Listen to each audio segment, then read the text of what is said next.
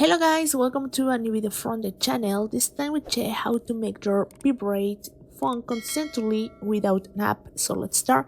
So first let's scroll down and let's go to sounds and hub tips, and here you can change button, ringtone or something like that. If you can't, just do it.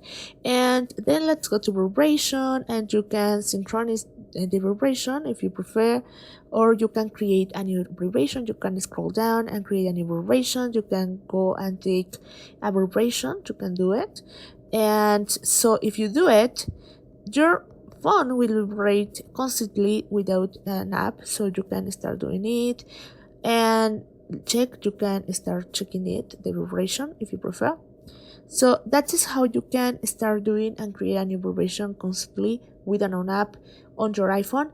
So guys, well, I hope this information helps you. Thank you for watching this video. Remember to subscribe and give a thumb up to this video.